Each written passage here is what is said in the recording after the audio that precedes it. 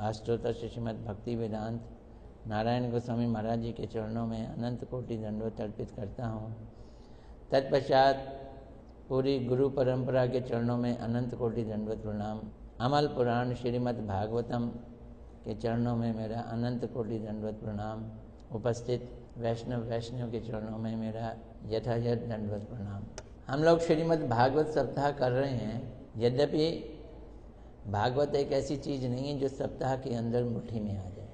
भागवत सप्ताह की मुट्ठी में नहीं आने वाली चीज़ है। लेकिन मार्केट में फ्रूट मिलता है, खरबूजा मिलता है, तरबूज मिलता है, केला मिलता है। आप बाज़ार में जाके लेके आते हो, फिर उसे छीलते हो, काटते हो, फिर खाते हो। लेकिन कभी 5 स्टार होटलों में चले जाओ या ये बड़े बड़े मॉलों में चले जाओ, वो कटा कटाया फ्रूट भी मिल जाता है।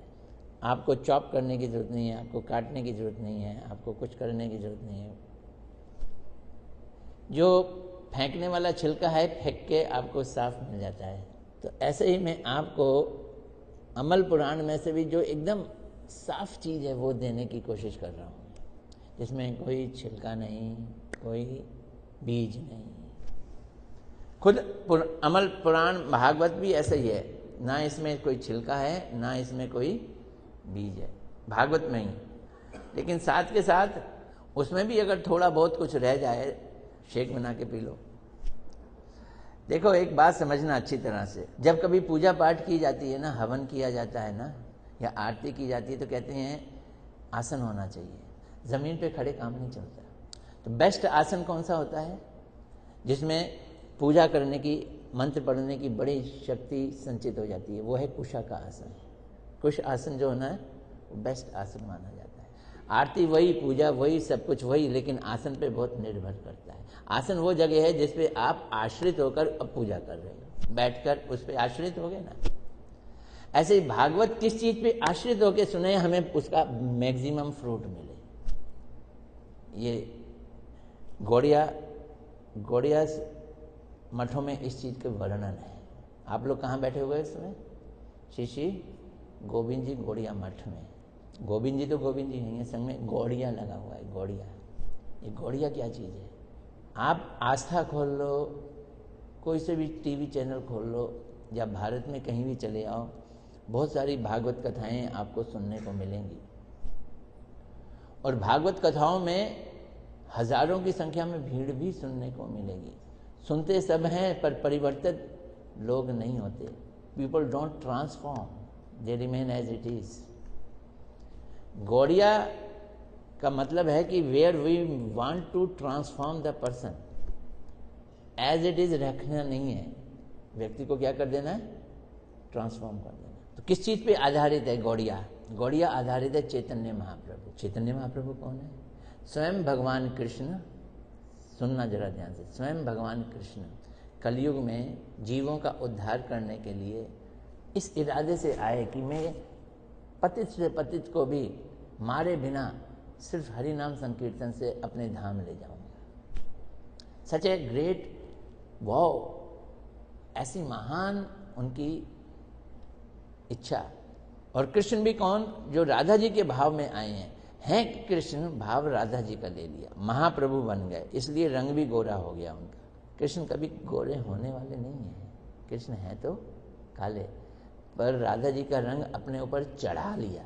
चढ़ाने का समझ लो ना, जैसे मुल्लमा चढ़ा देते हैं ना, किसी पीतल के ऊपर सोने का या चांदी का चढ़ा दो तो वो सफ़ेद हो जाता है। चढ़ा लिया। तो चैतन्य महाप्रभु का आश्रय लेकर अगर हम भागवत सुनेंगे तो भागवत के असली अर्थों को समझेंगे। नहीं तो भागवत, आपको क्या बतलाऊं, समय थोड़ा है। मैं बहुत पुरानी बात बता रहा हूँ, आज से करीब 20 साल पुरानी बता रहा हूँ। 1999-2000 के करीब की बात है। न्यूयॉर्क में एक मंदिर है, मैनहट्टन के पास में शायद कहीं है, हिंदू मंदिर के नाम से मशहूर है। वहाँ पे मैंने एक दिन भगवत गीता के ऊपर लेक्चर दिया। भगवत गीता, सुनना मेरी बात को बड़े ध्यान से। और पहुंचने में लेट हो गया, आधा घंटा लेट हो गया। न्यू जर्सी से जा रहा था। न्यू जर्सी से वहाँ तक पहुँचने में बड़ा ट्रैफिक जाम मिलता है, बहुत ट्रैफिक जाम। उम्मीद थी 2 घंटे में पहुँचेंगे, 2 की जगह 2.5 लग गए। और फिर जब वहाँ हमें जाके पहुँचा, मैंने कहा कि अब आप अपनी घड़ियाँ मिला लो, क्या टाइम है? बोलते हैं 8 पे पहुँचना था, 8:30 है। मैंने कहा इंडियन स्टैंडर्ड टाइम के हिसाब से चलेगा, इंडियन स्टैंडर्ड टाइम के हिसाब से चलेगा। और मैंने गीता के ऊपर बोला। आप लोग अच्छी तरह से समझ लीजिए, हमारे शास्त्रों की कैटेगरी में भगवत गीता ग्रेजुएशन मानी गई है, श्रीमद् भागवत पोस्ट ग्रेजुएशन माना गया है, और एक और ग्रंथ है महाप्रभु जी के ऊपर चैतन्य चरितामृत, उसको PhD माना गया है। गीता क्या है? ग्रेजुएशन, और श्रीमद् भागवत पोस्ट ग्रेजुएशन, यानी Bhagavat is superior to Gita. Gita में मैंने पहले दिन से ये बतलाया था, गीता में ये बताया गया सब धर्मों को छोड़कर मेरी शरण में आ जा, मैं तो ये सब पापों से मुक्त कर दूंगा। और भागवत में ये बताया गया कैसे शरण में जाना है, तो हायर चीज हो गई ना। गीता में अनाउंसमेंट ऑफ सिद्धांत है और भागवत में उसका प्रैक्टिकल एस्पेक्ट है। तो मैंने गीता पे बोला। अब सुनना, गीता पे बोलने के बाद वो लोग इतने प्रभावित हुए कि उन्होंने नेक्स्ट ईयर मेरा 7 दिन का भगवत गीता सप्ताह रख दिया। नहीं तो ऐसे बड़े बड़े मंदिरों में बड़ा पैसा मांगते हैं, रखने नहीं देते हैं आसानी से। मेरा भगवत गीता का सप्ताह रख दिया। और उसकी अनाउंसमेंट सुनना कि अभी तक तो लोग आते थे, भागवत पे कथा करते थे, कहानियां किससे सुना के चले आते थे, आज हमने असली बात सुनी है। तो गीता में उनको असली बात लगी और भागवत में क्या लगा? किस्से कहानियां। क्योंकि जितने लोग सुनाने वाले हैं वो किस्से कहानियां ही सुना के जाते हैं। भागवत में जो असल में चीज है, जो पोस्ट ग्रेजुएशन वाली चीज है, वो तो आप लोगों को मिलती नहीं है। मलाई मिलती नहीं है, दूध खाली खाली, दूध भी पानी मिला हुआ मिल जाता है। अगर हमने चैतन्य महाप्रभु का सहारा नहीं लिया तो मलाई वाला दूध नहीं मिलेगा। तो मलाई वाले दूध के लिए अब चैतन्य महाप्रभु का सहारा कैसे लेंगे? चैतन्य महाप्रभु कौन हैं, बस इतना जान लो, उनके बारे में जानो। उनका जन्म कहाँ हुआ? बंगाल में हुआ, मायापुर में हुआ। जैसे कृष्ण के बारे में जान रहे हैं, वैसे महाप्रभु के बारे में जानो। महाप्रभु भी कृष्ण ही है, एक ही चीज है। लेकिन हमको सिंप्लीफाइड ढंग से भक्ति देने के लिए आए हैं। तो ये भगवान का इरादा है। उस इरादे वाले भगवान के अगर हम अवतार में अपने को जोड़ दें, भागवत हमें बड़ी जल्दी से समझ आ जाएगी। तो श्रील भक्ति सिद्धांत सरस्वती ठाकुर प्रभुपाद जी हमारे परदादा गुरु, गुरुदेव के गुरुदेव के गुरुदेव, परदादा गुरु, वो बोल रहे हैं कि हमें आश्रय लेना है चैतन्य महाप्रभु का। और चैतन्य महाप्रभु जी ने हमें क्या चीज़ समझाई है, उस चीज़ को अच्छी तरह से समझना है। उन्होंने बतलाया है कि देखो, अगर आप किसी चीज़ को ग्रहण करना चाहते हैं तो आप अपनी पोजीशन समझिए। आपकी पोजीशन जो है वो रिसीविंग एंड पे है, वो गिविंग एंड पे नहीं है। हम रिसीविंग एंड पे हैं। जिसने रिसीव करना है उसे गिविंग वाले के नीचे होना चाहिए, ऊपर नहीं होना चाहिए। मतलब क्या है? हम शरीर नहीं है, हम शरीर के अंग हैं। जैसे ये उंगली है ना, ये हाथ है, ये मेरा अंग है, इसका काम है मेरी सेवा करना। और अगर ये सेवा करने की बजाय सेवा लेने की इच्छा करे तो गए काम से। हम लिविंग एंटिटीज टाइनी हैं, बड़ी छोटी हैं, बहुत सूक्ष्म हैं, अणु हैं। हमारा काम सेवा करना है, हमारा काम सेवा लेना नहीं है। तो वो बोलते हैं अगर भगवान का नाम लेना है, भगवान का प्रसाद लेना है, भगवान के बारे में जिक्र करना है, भगवान का सोचना है, तो सेवा उन्मुखो ही जीवा आदो। जो हमारी इंद्रियां हैं ना, ये 10 की 10 इंद्रियां, 5 कर्म इंद्रियां, 5 ज्ञान इंद्रियां, आंख, नाक, कान, जीभ, त्वचा, हाथ, पैर और 11वां मन। ये 11 की 11 इंद्रियों को सेवा एटीट्यूड वाला बनाना पड़ेगा। हमको इसके अंदर सेवा की वो क्या कहते हैं, प्रोपेंसिटी डालनी है। सेवा की प्रोपेंसिटी डालनी है। अभी तक हमारे अंदर इसकी सेवा की प्रोपेंसिटी नहीं है। कर हम सेवा रहे हैं, पर प्रोपेंसिटी जो हमारे मन में है वो एंजॉय की है। मैं मैनेजर बन जाऊं, मेरे नीचे इतने लोग काम करें, ये सेवा की प्रोपेंसिटी तो नहीं है ना। मैं टीचर बन जाऊं, इतने स्टूडेंट मेरे काम करें। अगर कोई एक 70 साल का भी स्टूडेंट है ना, आदमी है ना, वो टीचर था, वो पहली, दूसरी, तीसरी क्लास को पढ़ाता था, अगर उसे पता चले कि एक आईए, we feel like to Lord, we feel like to enjoy. हमारी प्रवृत्ति इस समय बिगड़ी हुई है भगवान से विमुख होने के कारण। हम सेवा करना नहीं चाहते हैं, हम सेवा करवाना चाहते हैं। डांसर बनेंगे, गायक बनेंगे, मृदंग बजाने वाले बनेंगे या ढोलक बजाने वाले बनेंगे, सब कुछ बनेंगे, लीडर बनेंगे, जो कुछ भी बनेंगे। यही है बूढ़े लोगों को सबसे बड़ी समस्या यही कि बच्चे सेवा नहीं करते। जब हमें जरूरत है हमारी सेवा नहीं हो रही। और बच्चों को बोलो तो बच्चे बोलते हैं माँ बाप जो हैं हमारे ऊपर बहुत कंट्रोल करते हैं, बहुत कंट्रोल करते हैं। मैं आपको क्या बताऊं, मैं दिल्ली में था, कैलाश हिल में। मैं अपने घर से जा रहा था तो बच्चों का स्कूल बस छूटी थी और बहुत सारे बच्चे भागे भागे अपने घर जा रहे थे। तो दो बच्चे आपस में बैठ के ना गप्पे मार रहे थे एक दुकान के नीचे। तो मैं वहीं से गुजरा तो एक बच्चा कहता अरे यार जाने दे, बहुत टाइम हो गया, हिटलर घर आ गया होगा। मेरे से रहा नहीं गया, सच्ची बात बता रहा हूँ, मेरे से रहा नहीं गया। वो चल पड़ा, हम दोनों का रास्ता एक था। मैंने कहा बेटा हिटलर कौन है? मैंने पूछा बेटा हिटलर कौन है? यार वो पिताजी हमारे। वो कौन है? वो हिटलर। माँ बाप कहते हैं कि बच्चे हमारी सेवा नहीं करते, बच्चे कहते हैं माँ बाप हमारी सेवा नहीं करते। हम सबसे सेवा की एक्सपेक्टेशन लगाए बैठे हैं, यही हमारे को मार रही है। हमें सेवक बनना है, सेव्य नहीं बनना। जिसकी सेवा करो वो सेव्य, और जिसकी सेवा कर जो सेवा करता है वो सेवक। भगवान हमारे सेव्य हैं। हमारी प्रॉब्लम ये है हमें सेव्य मिला नहीं है आज तक की सेवा करें तो किसकी करें? हम सेव्य की खोज में ही नहीं है। हम भगवान को भी अपना मुंडू बनाते हैं। हम आपके पास आ गए, ये हमारा काम कर देना। तो मुंडू मतलब होता है ना, समझते हो? घर में नौकर होता है उसको क्या बुलाते हैं? मुंडू बुलाते हैं ना। हम भगवान को भी अपना मुंडू बनाते हैं। ये मेरे बेटे को पास करा देना, मेरी ये नौकरी लगवा देना, मेरा ये कर देना, मैं वो कर देना, मैंने आपका इतना किया है, मैं आपके रोज मंदिर में आता हूँ, रोज आरती अटेंड करता हूँ, मेरा काम क्यों नहीं करते? भगवान काम भी कर देंगे आपका, इसमें कोई शक नहीं है। धन्ना झटका उन्होंने काम किया था, लेकिन हमारे अंदर जो प्रवृत्ति है वो सेवा की होनी जरूरी है, तब भागवत समझ आएगी। इसलिए भक्ति सिद्धांत सरस्वती ठाकुर प्रभुपाद जी बतला रहे हैं कि एक तो हमें आश्रय लेना है किसका? चैतन्य महाप्रभु का, गौड़िया मठ और चैतन्य महाप्रभु। इसलिए हम लोगों के हर कीर्तन में हम पहले ये पंच तत्व का गान जरूर करते हैं। श्री कृष्ण चैतन्य प्रभु नित्यानंदा, श्री अद्वैत गदाधर शिवासादि गौर भक्त वृंदा। इसको बोलने से चैतन्य महाप्रभु का आश्रय हो जाता है। और दूसरा, आप भागवत सुनने बैठे हो, कुछ भी करने, तो एक बार हे महाप्रभु जी प्लीज कृपा करो, हमें समझ आ जाए। और दूसरा कौन सा एटीट्यूड रखना है? सेवा का एटीट्यूड रखना है। हम दोनों ही एटीट्यूड यूज कर रहे हैं इस समय। समझना एक बात को, बनना चाहते हैं मालिक, बनना चाहते हैं भोक्ता, पर स्वभाव से हैं सेवक। जीवात्मा का स्वभाव क्या है? सेवा करना। स्वभाव से हैं सेवक, बनना चाहते हैं मालिक। इसलिए क्या होता है कि हम जिसके भी मालिक बनते हैं जम के सेवा करते हैं। आपने मकान बनाया, अब मकान की सेवा, सबसे बड़ी सेवा उसे खरीदने के लिए इतने पैसा कमा के जो मकान ने लिया, अब उसमें फोटो टांग रहे हैं, उसमें ये कर रहे हैं, वो कर रहे हैं सेवा, और कह रहे हैं मालिक। $4000 का कुत्ता ले आए हैं, एक भी नहीं, 2 कुत्ते ले आए हैं और उसको टट्टी कराने के लिए आ रहे हैं। ये कितनी मीनियल सेवा है, ये कितनी गंदी सेवा है, जिसकी की लिमिट ही नहीं है। और तो और वो पॉटी कर देता है तो उसको उठाते हैं अपने हाथ से और उठा के फिर फेंक देते हैं।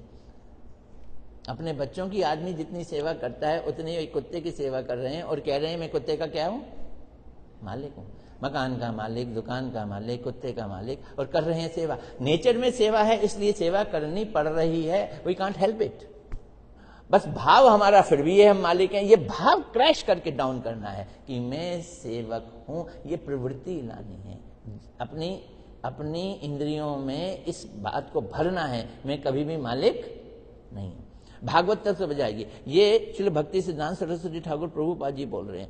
तब जब हम भागवत सुनेंगे तो वो असली भागवत है। गौड़िया मठ इस भागवत को सुनाने के लिए बने हैं, इसी भागवत को सुनाने और सुनाने के लिए बने। ये श्री चैतन्य महाप्रभु जी के परिकर श्री भक्ति सिद्धांत सरस्वती ठाकुर प्रभुपाद जी इस बात को बड़ा स्पष्ट कह रहे हैं।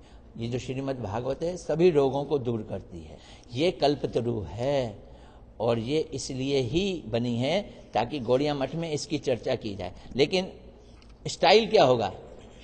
स्टाइल यही होगा कि चैतन्य महाप्रभु जी का आश्रय लेंगे, उनके आश्रित लोगों का आश्रय लेंगे जिन्होंने महाप्रभु जी का आश्रय ले लिया है, उन्होंने उनके आश्रित लोगों का आश्रय लेंगे और वृत्ति कौन सी रखेंगे?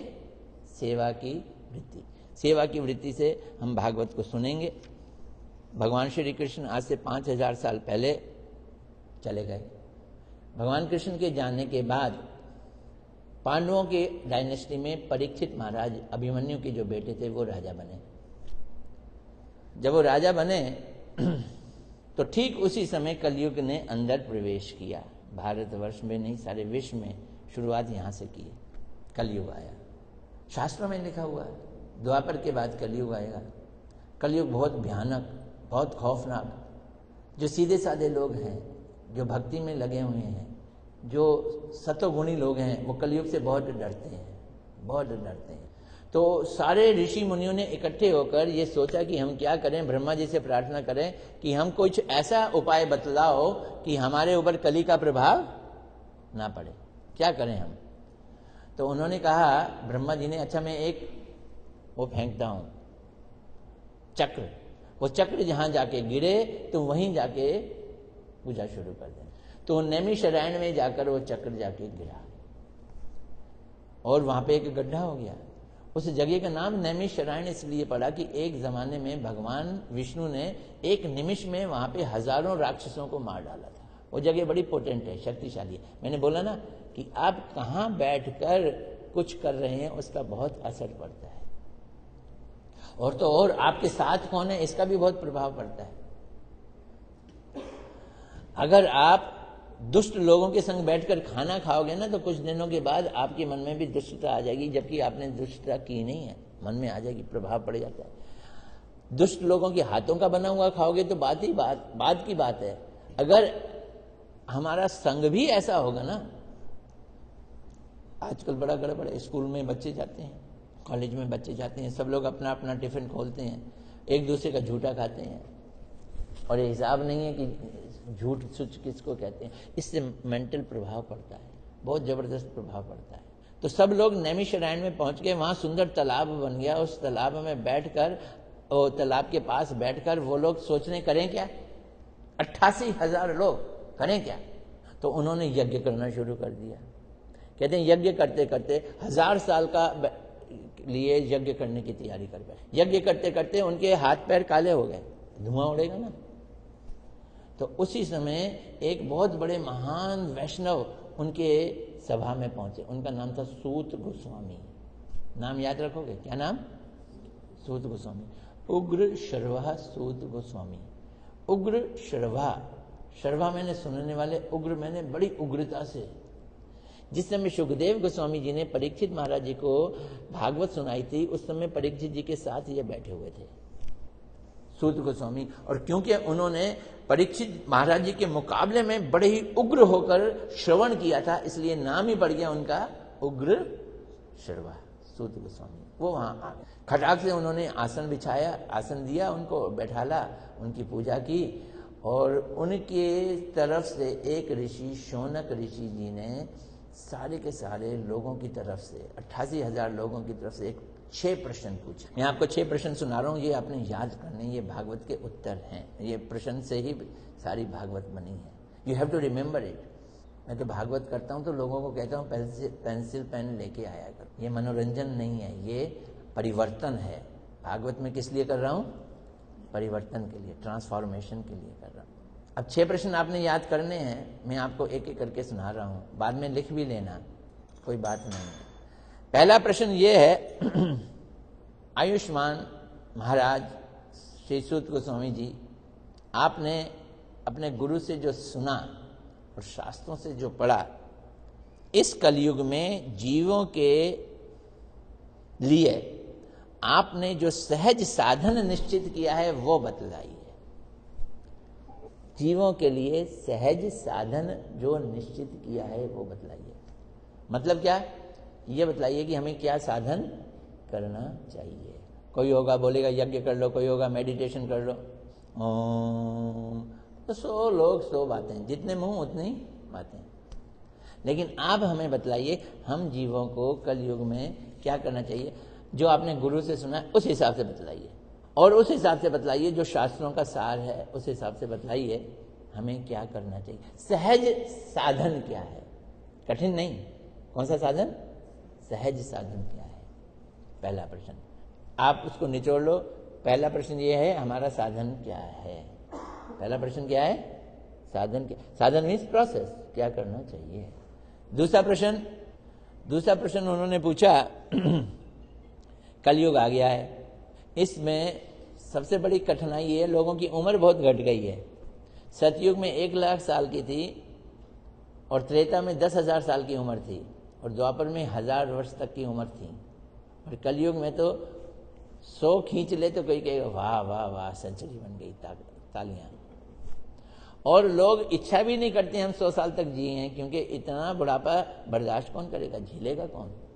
आयु घट गई। और मंदा सुमंदा मतियो, आदमी मंद हो गए, आलसी।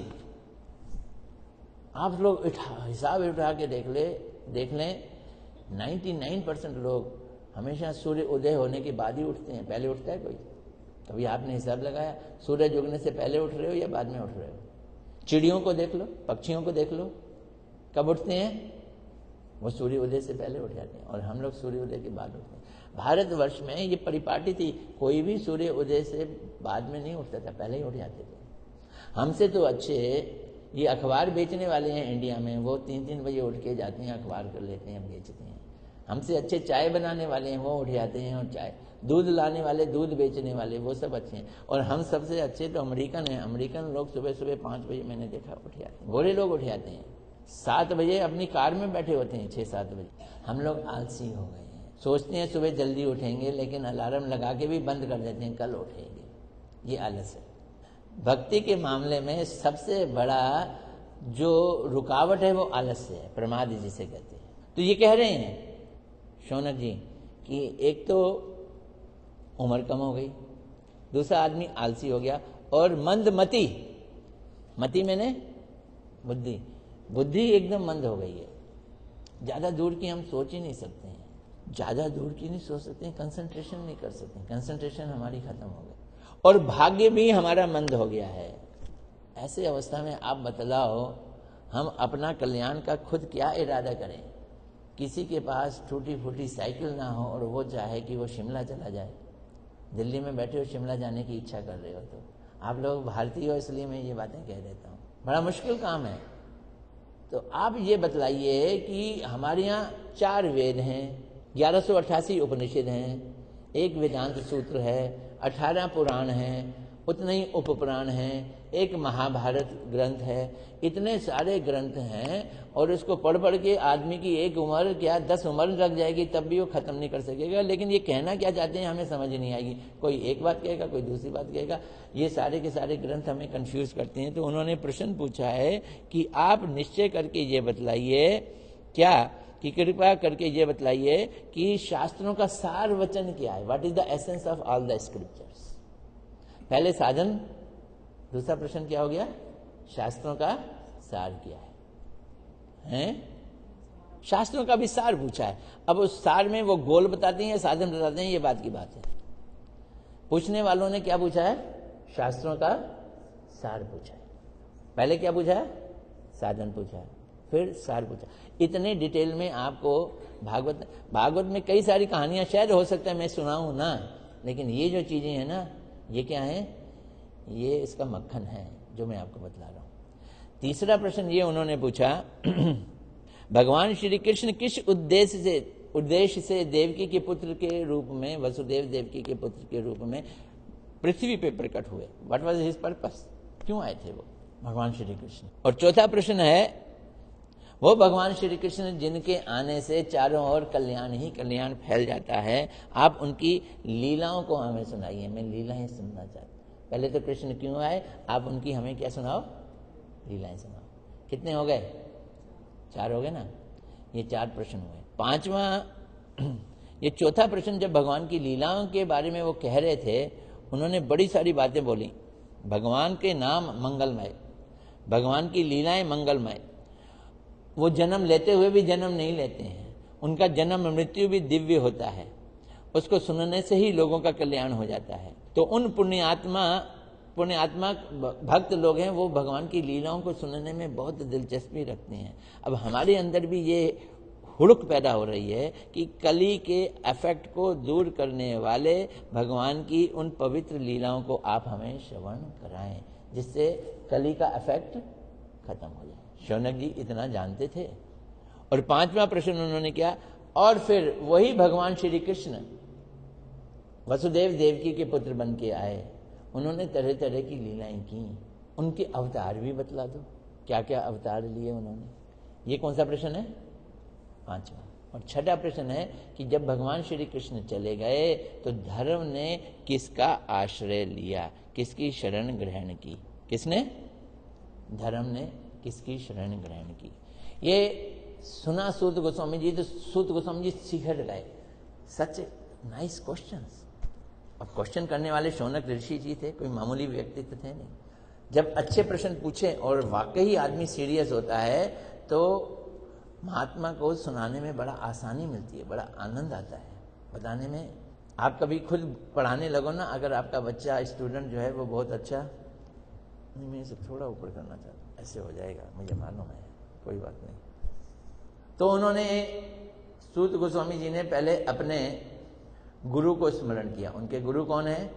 सुखदेव गोस्वामी। उन्हीं से ही सुना था ना उन्होंने, यम प्रवर्जंतम अनुपेत अपेत कृत्यम देवपान विरह कातुर आजुहावा पुत्रेति तन्मयतया तर्वो अभिनेदु स्तम सर्वभूत हृदय मुनिमान तो अस्मिन। उन्होंने अपने गुरु को याद किया और इसी के संग में उन्होंने व्यास जी को भी याद कर लिया। नारायणम नमस्कृत्यम नरम च एव नरोत्तमा देवीं सरस्वती व्यासम ततो जयम उदीर्य। अब सूत गोस्वामी जी बोलते हैं, ये पहले स्कंद के दूसरा अध्याय है, मेरे ख्याल है दूसरा अध्याय, फर्स्ट स्कंद का। इसमें इतनी खुल के डीप बातें बतलाई हैं कि आप उनको अपने हृदय में धारण कर लो तो भागवत का आपको सार मिलना शुरू हो जाएगा। बोलते हैं सवय पुंसा परो धर्मो यतो भक्तिर अधोक्षजे। जितने भी जीवात्माएं हैं उन्हें पुंसा शब्द कह दिया, जितने भी जीवात्माएं, यहां तक कि पेड़ पौधे कीड़े मकोड़े पक्षी परिंदे सबको ले लो। सवे पुंसा परो धर्मो, सब जीवात्माओं का जो परम धर्म है।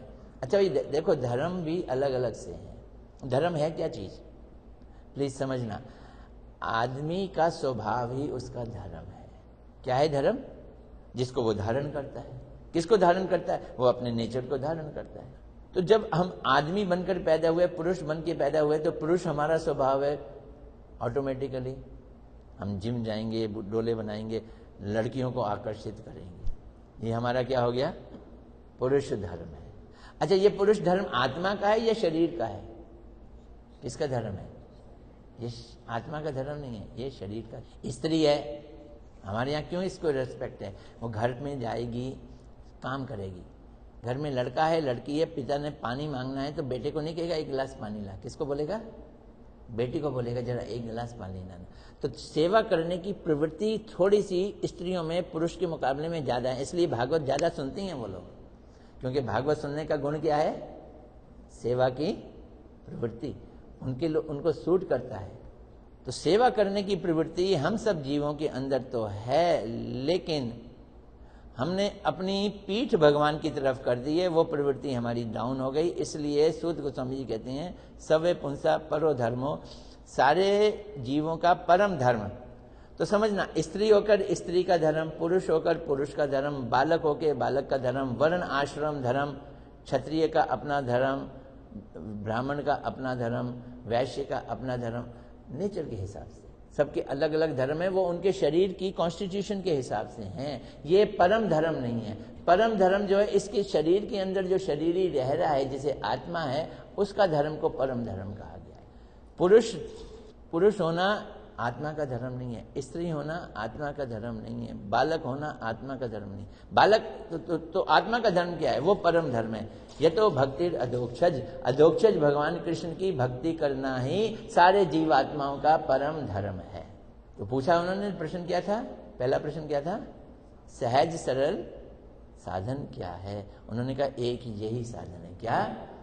सहज सरल साधन है सारे जीवों का एक साथ परम धर्म है। वो इतना इतना गूढ़ साधन है कि वो उसका धर्म ही है। क्या करना? अधोक्षज की भक्ति करना। सबे पुंसा परो धर्मो यतो भक्तिर अधोक्षज अहेतु की अप्रतिहता। भक्ति कैसी करनी है? अब देखो, बड़ी बड़ी सुंदर बात बता रहे हैं। स्वभाव और आरोप, उनमें अंतर क्या है? आपने एक गिलास पानी लिया, जमीन पे फेंक दिया, पानी थोड़ा सा आगे जाएगा, आगे जाके बंद हो जाएगा। नदी तो बहेगी नहीं उससे। नदी कब बहती है? जब ग्लेशियर से पानी आता है, लगातार पानी बहता चला जाता है, नदी उससे बहती है। मेरी बात को समझना अच्छी तरह से। सूरज को रोशनी देने के लिए कोई कष्ट नहीं उठाना पड़ता, स्वभाव से ही लगातार उसमें रोशनी बहती निकलती है। गंगा जी को पानी देने के लिए प्रयास नहीं करना, गंगोत्री से गंगा जी अपने आप बहती हैं।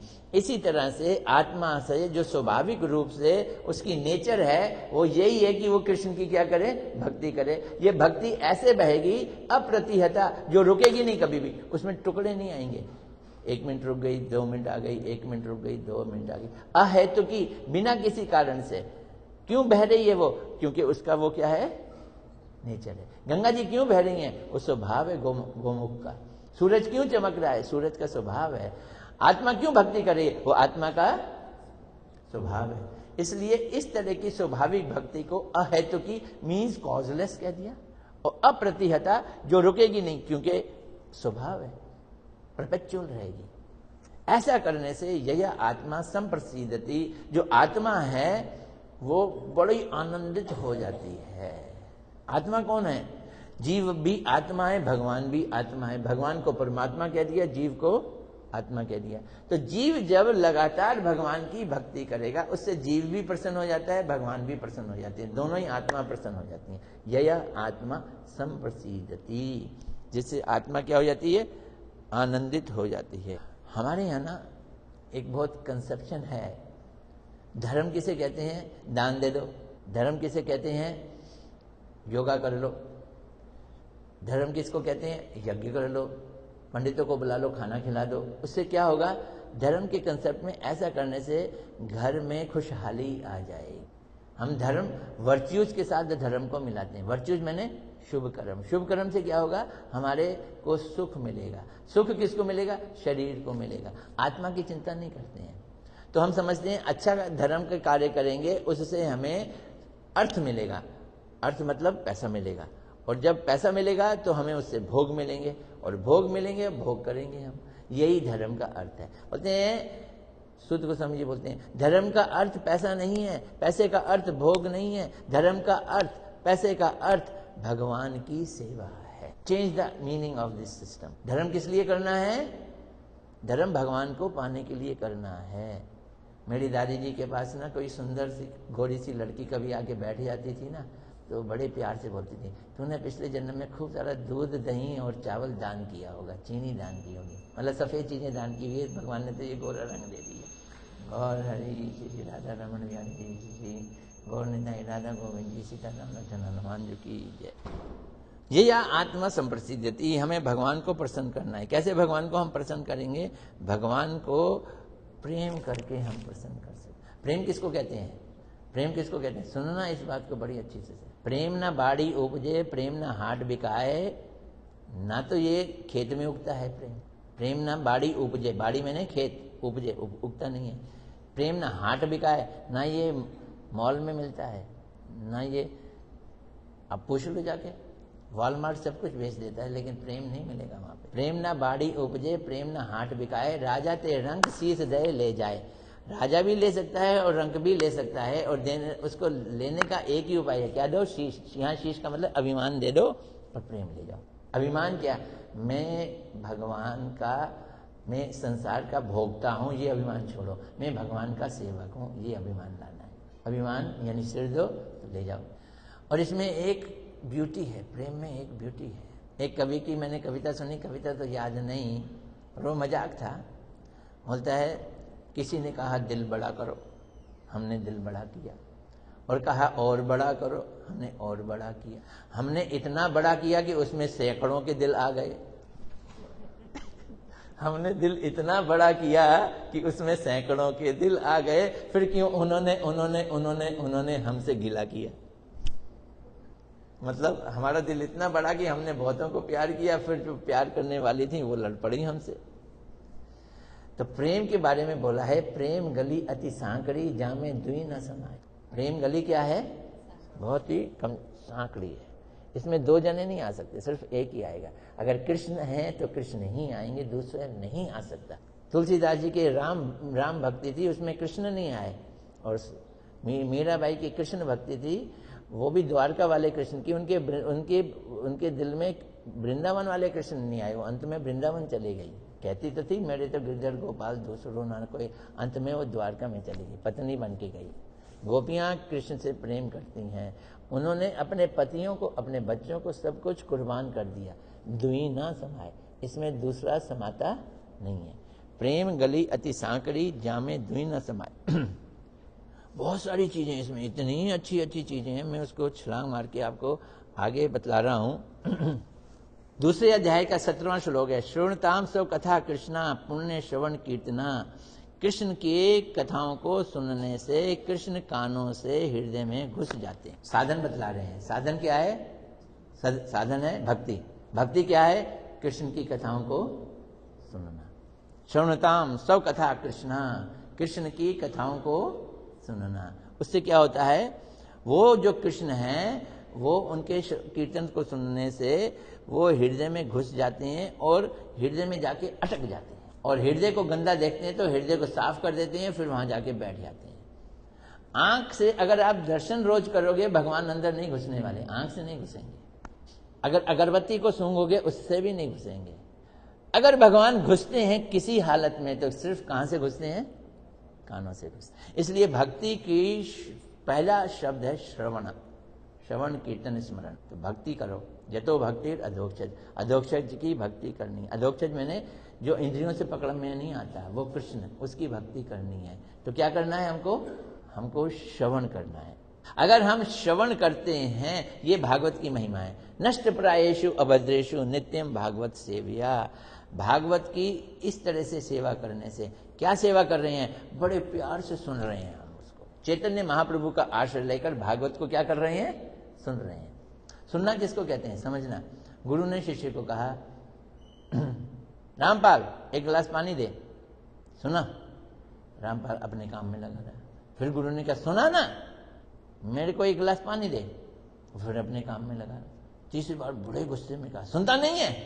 तो बोलता है, महाराज मैंने सुन लिया, कितनी बार सुनूं आपकी बात को, तो लाया क्यों नहीं? बोलता है, सुनने को कहा था, सुन लिया आपने। सुनने, हम लोग भागवत ऐसे ही सुनते हैं। भागवत को सुनाकर भागवत को प्रसन्न करना है तो उसका कहना मानना पड़ेगा, उसे सुनना कहते हैं। सुनना किसको कहते हैं? सुनो और उसका कहना मानो। तो वो यही कह रहे हैं कि ऐसे भागवत के सुनने को भागवत की सेवा कहते हैं।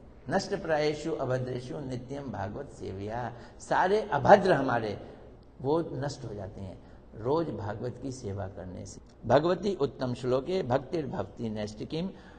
उत्तम श्लोक की भक्ति करने से, उत्तम श्लोक मैंने श्री कृष्ण की भक्ति करने से, भगवती उत्तम श्लोके भक्तिर्भक्ति नैष्टिकीम। नहीं, कृष्ण भागवत को सुनने से कृष्ण की भक्ति निष्ठा वाली भक्ति आ जाएगी ऑटोमेटिकली। कैसी भक्ति? जो हिलेगी नहीं, डिगेगी नहीं। निष्ठा, निष्ठा मीन्स अड़ीग हो गई।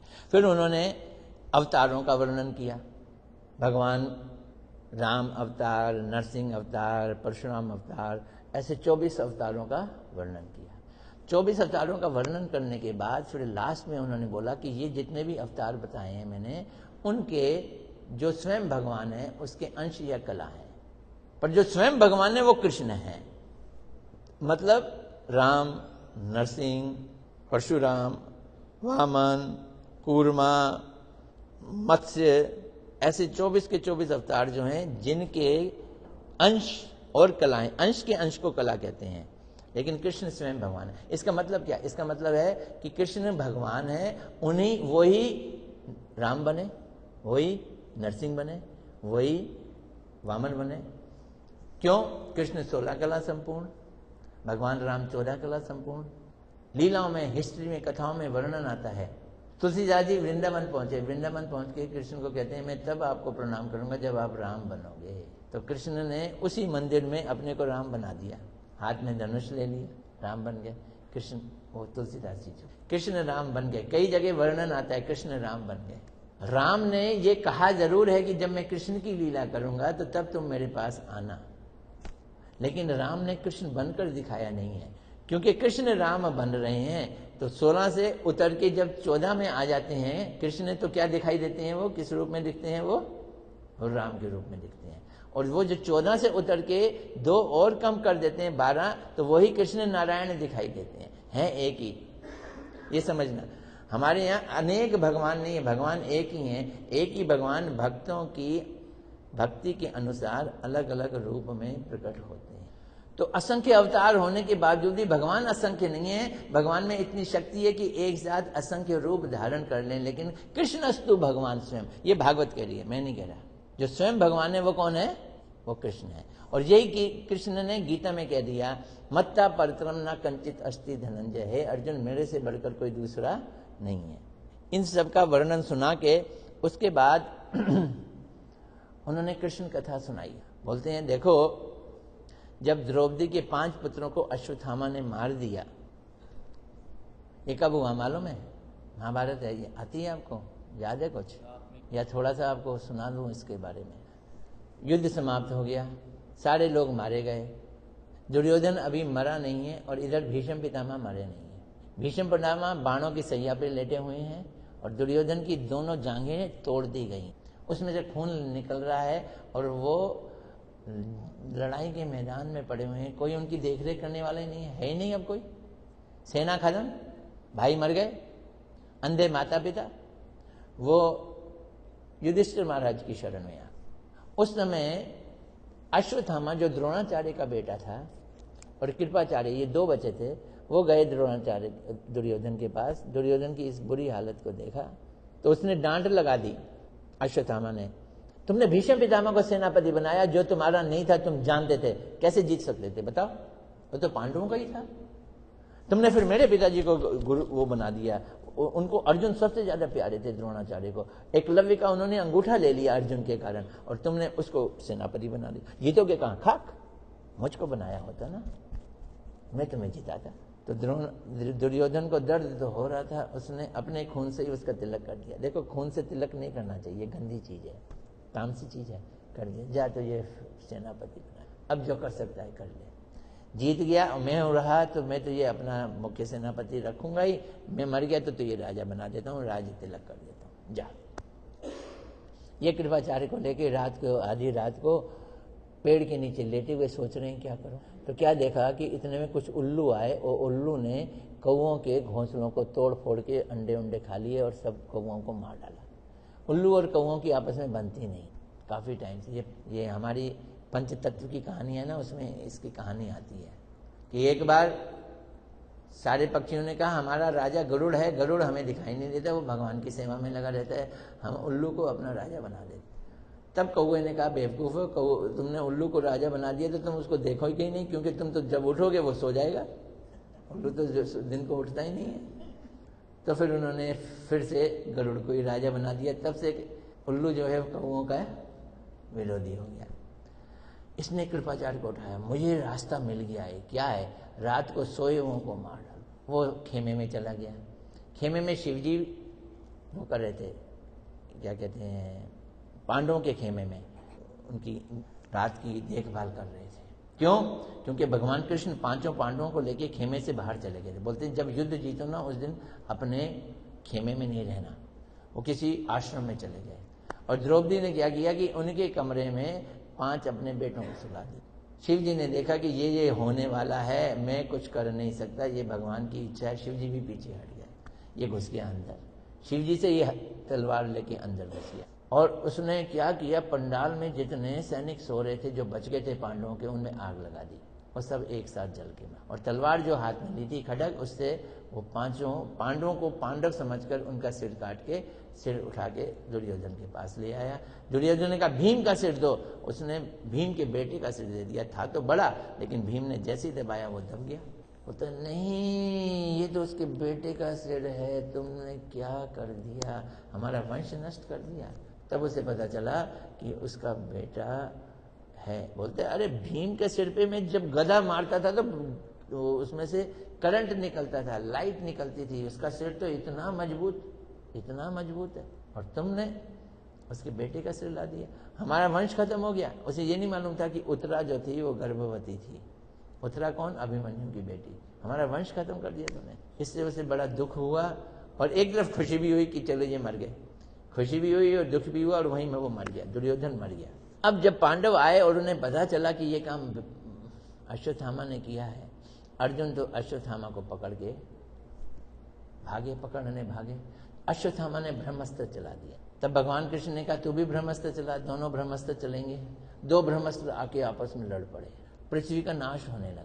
तब ब्रह्मा जी बीच में आए, बोलते हैं अर्जुन ये क्या कर रहा है, ये दिव्य अस्त्र हैं, ये पृथ्वी पे चलाने वाले नहीं है। बोलते हैं मैंने नहीं चलाया, इसने पहले चलाया, वापस लो। अश्वत्थामा कहता है मेरे पास इतना ब्रह्मचर्य नहीं है कि मैं इस ब्रह्मास्त्र को वापस ले लूं। तब अर्जुन ने दोनों ब्रह्मास्त्रों को वापस ले लिया। उसमें कहते हैं वो शादीशुदा था, एक पत्नी द्रौपदी थी, एक पत्नी सुभद्रा थी, लेकिन फिर भी वो ब्रह्मचारी माना गया। कृष्ण का भक्त था, परम भक्त था। उसने दोनों अस्त्रों को वापस ले लिया, और फिर अश्वत्थामा को पकड़ के बालों से खींच के द्रौपदी के पास ले आया। द्रौपदी कहती है हाय ऐसे क्यों मारते हो, ये हमारे गुरु का बेटा है, हमारी गुरुआयन जो है वो पुत्र रहित हो जाएगी। उसको दे आ गई, द्रौपदी को दे आ गई। भीम बोलता है मार दो। कृष्ण भी बोले अरे अर्जुन तूने तो प्रण किया था मारने को, क्यों नहीं मारता। फिर अर्जुन ने उसकी सिर के ऊपर एक मणि थी, उसे खींच के तोड़ उसमें से शरीर में से काट के निकाल लिया, उसके बाल काट दिए, उसे लात मार के बाहर भगा दिया। इसे मारना कहते हैं। अश्वत्थामा के संग ऐसा किया। अब अश्वत्थामा को पता चला कि मैंने 5 बच्चे तो इनके मार दिए, लेकिन अब एक बच गया। वो कौन? वो परीक्षित महाराज जी के यहाँ बच गया। अब उन्होंने तीर चलाया, फिर से तीर चलाया। वो कौन सा तीर चलाया? ब्रह्मास्त्र चलाया। अब सबके लिए नहीं चलाया, सिर्फ उसके लिए चलाया, उस बच्चे के लिए, बच्चे को मारने। तब उत्तरा भागी भागी कृष्ण के पास आई, मुझे बचाओ, मेरे बच्चे को बचाओ, ये तीर मैं देख रही हूं मेरे बच्चे के लिए आ रहा है। उसे महसूस हो गया। तब भगवान कृष्ण ने उसके गर्भ में जाकर उस परीक्षित को बचाया। परीक्षित जी ने गर्भ में कृष्ण को देखा, और वही कृष्ण को देखने के कारण बचपन से ही कृष्ण का भक्त बन गया और नाम बन गया परीक्षित। अब कृष्ण बोलते हैं महाभारत का युद्ध खत्म हो गया, तुम लोग जीत गए हो, अब राजा युधिष्ठिर राजा बन गए हैं, अब ये ब्रह्मास्त्र भी खत्म हो गया, अब मैं घर जाऊं। कौन है कृष्ण का घर? द्वारका। बहुत समय से द्वारका छोड़ के कृष्ण पांडवों के पास आए हुए। पांडव चुप, रथ ले आए, अर्जुन रथ चला रहे हैं, कृष्ण रथ पे बैठ गए, युधिष्ठिर महाराज भी साथ में बैठ गए, पर अंदर से दुखी, मुंह से कुछ बोल नहीं रहे, मत जाओ ना, ये भी नहीं कह सक रहे, क्योंकि एक दिन नहीं, 2 दिन नहीं, कई महीने, शायद साल से ज्यादा हो गया कृष्ण उन्हीं के पास थे। ये खबर अंदर पहुंची, लेडीज डिपार्टमेंट में पहुंची। कुंती अंदर से अपने राजमहल से भागी भागी आई, बेतहाशा भागी आई, बाल उसके खुल गए, और घोड़ों के आगे जाके एकदम प्रभु दंडवत प्रणाम, नमस्कार। कुंती ने क्या कहा? कृष्ण को नमस्कार। कृष्ण रथ से नीचे उतर आए। अरे बुआ क्या हुआ? आज तक तो मैं तो ये नमस्कार करता था, तू मुझे आशीर्वाद देती थी, आज तू नमस्कार कर रही हो। बोलती मुझे और मत बहलाओ, मुझे और मत मोहित करो, मैं तुम्हारी असल को जानती हूँ, मैं जानती हूँ तुम पुरुषोत्तम हो, खाली पुरुषोत्तम ही नहीं, तुम आदि पुरुष हो। हम सब आपकी हाथ की कठपुतली हैं, आप नचा रहे हो हम सब। कठपुतली तो बोलती भी नहीं है, वो भी क्या कहते हैं, वही बोलता है, कौन? सूत्रधारी बोलता है। हम आपकी कठपुतलियां हैं, हमको कितना नचाओगे। कृष्ण, मैंने सुना है तुम अपने भक्तों को भक्ति देने के लिए आते हो, जो बड़े श्रेष्ठ हैं, मुनि लोग हैं, जिन्होंने अपने मन पे काबू कर लिया है, उनको आप अपनी भक्ति देते हो। मैं अबला नारी हूँ, मेरे को तो मन पे कोई काबू नहीं है, मेरा मन तो इन बच्चों में दौड़ता रहता है, मैं तो बहुत बड़ी आसक्त हूँ। लेकिन मैंने एक चीज अच्छी तरह से ये विचार विमर्श करके निर्णय पे पहुंची हूँ। कुंती कह रही है आप पृथ्वी पे आए हो ना, मुझे लगता है मेरे लिए आए, कुंती कह रही है। एक महात्मा के मुख से सुना था कि हर कोई यही समझे कि कृष्ण आते हैं कि आज मेरे लिए आएंगे, ऐसा मानो, उसको इतना अपना मान लो। आप पृथ्वी पे आए तो किसके लिए आए? मेरे लिए आए। देखो, मैं शूरसेन के घर में पैदा हुई, शूरसेन ने मुझको राजा भोज को दे दिया, भोज ने पाला। अपने माँ बाप के यहाँ पे मैं पढ़ी भी नहीं, बड़ी भी नहीं हुई, पली भी नहीं, शुरू से ही दुर्भागा। शादी हुई, शादी के कुछ ही दिनों में पति मर गया, विधवा हो गई। ये बच्चे हुए बिना पिता के। जेठ ने मेरा सहारा लिया, धृतराष्ट्र, लेकिन उसने क्या किया? उसने तो हमसे हमेशा बदला ही लेने की कोशिश की। मैंने कभी सुख नहीं पाया, लेकिन मुझे कभी महसूस ही नहीं हुआ। मैं बहुत सोचती हूँ, मेरा बेटा अभी मुश्किल से 5-6 साल का था तो धृतराष्ट्र के बेटे ने उसके लड्डू में जहर खिला के उसको बेहोश कर दिया, पत्थर बांध के नदी में फेंक दिया। कौन बचा सकता है उसको? आप आए, आप मेरे बेटे को वर्णलोक में ही ले गए। वर्णलोक वालों ने उसको इतना सुंदर अमृत पिलाया कि वो हजारों हाथियों का बल लेके बाहर आ गया। खाया तो उसने जहर, लेकिन आके हाथियों का बल लेके आ गया। एक आपके माता पिता थे, वसुदेव देवकी, वो जेल में रहे, 8 बच्चे हुए, 8 साल तक जेल में रहे। फिर आप वहां चले गए, क्या कहते हैं, ब्रज में चले गए, तब भी कंस ने उन्हें फिर जेल में कर दिया। 19-20 साल तक वो जेल में रहे। मैं तो जेल में नहीं रही। आपने अपने माता पिता का उद्धार नहीं किया, लेकिन मेरे को कभी कष्ट नहीं होने दिया। आपके माता पिता के यहाँ 6-6 बच्चे पैदा हुए और कंस ने उन्हीं के सामने उन्हें मार दिया, लेकिन आपने मेरे बच्चों की पल पल में रक्षा। मेरा बेटा 5 साल का था, उसने जहर खाया, आपने बचा लिया। हम बड़े हो गए। जब हम बड़े हो गए तब इन्होंने क्या क्या नहीं किया। एक लक्षागृह में हमें इकट्ठा करके जला के मार देने की कोशिश की, लेकिन आपने हमें वहां से भी बचा लिया। जहर से बचाया तो मेरा बेटे को ताकतवर बना दिया, लक्षागृह से बचाया तो आपने हमको द्रौपदी दिलवा दी। वहां से निकलते ही ये लोग उस पे चले गए थे, हमें द्रौपदी दिलवा दी। फिर देखो, उन कपटियों ने हमारा सारा राजपाट जुए में हार लिया और द्रौपदी की कितनी दुर्गति की, वहां भी आप बचाने आ गए। मैं तो देख रही हूं, आप तो पृथ्वी पे सिर्फ हमारे लिए ही आए हो। और अब ये महाभारत का युद्ध हुआ, उस महाभारत के युद्ध में अब कोई भीष्म पितामह को मार सकता है? द्रोणाचार्य को मार सकता है? अब भीष्म पितामह तो इच्छा मृत्यु वाले व्यक्ति हैं, उन्हें कोई मार ही नहीं सकता, अभी तक नहीं मरे हो। लेकिन आपने उन सबको खत्म करके हमको जीत दिलवा दी। मेरे बेटों को कुछ होने नहीं, खरोंच तक नहीं आई, और उनको राजा बना दिया। और अभी तो देखो, उत्तरा के गर्भ में उसने ब्रह्मास्त्र छोड़ा, आप उसको बचाने के लिए आ गए। आपने हमारी कब कब रक्षा नहीं की। आप महान हैं, हर समय हमारी रक्षा करते हैं। मुझे तो कभी महसूस ही नहीं हुआ मुझे कठिनाई आई, इस चीज का अनुभव ही नहीं हुआ। मैं आपसे प्रार्थना करती हूँ, कुंती कह रही है, मैं आपसे प्रार्थना करती हूँ, आप मुझको अचल, अटल और महान कष्टों का और दुखों का पहाड़ मेरे को दे दो। अचल, नित्य, अटल, दुखों का, दुख भी नहीं मांगे, दुखों का पहाड़ दे दो। मैं उसमें बड़ी सुखी रहूं, क्योंकि मुझे मालूम है कि जैसे ही मेरे को कष्ट आएंगे आप मेरे पास आओ। अब देखो, एक बात को समझना, कष्ट भौतिक होते हैं और भगवान आत्मिक हैं। भगवान हमारी आत्मा के मित्र हैं।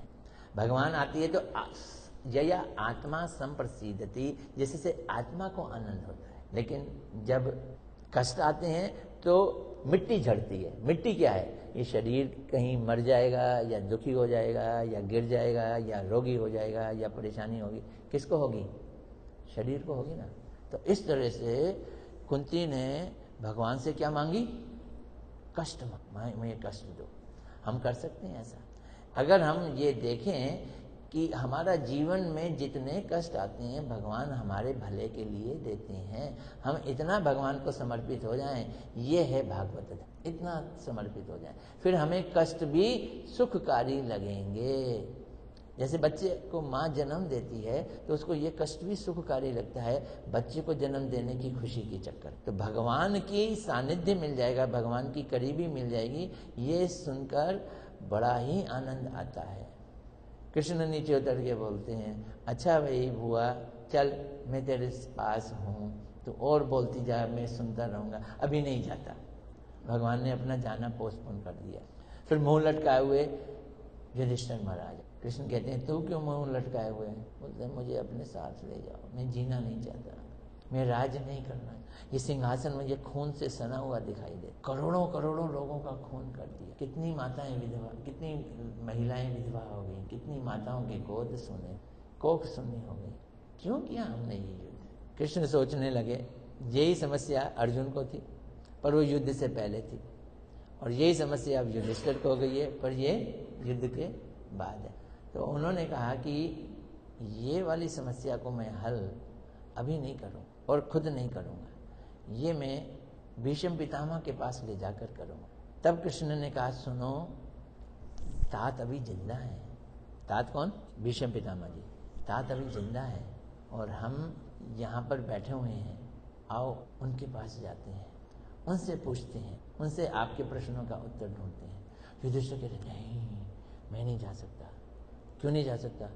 मेरे कारण उनकी कितनी दुर्दशा हुई पड़ी, तीरों की शैया पे लेटे हुए हैं, तीर बिधे पड़े हैं उनको, मैं तो उनको देख नहीं सकता, उनकी इस हालत को देख नहीं सकता।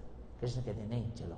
कृष्ण सबको लेके चल पड़े। द्रौपदी भी साथ में गई, पांचों पांडव साथ में गए, कुंती भी साथ में गई।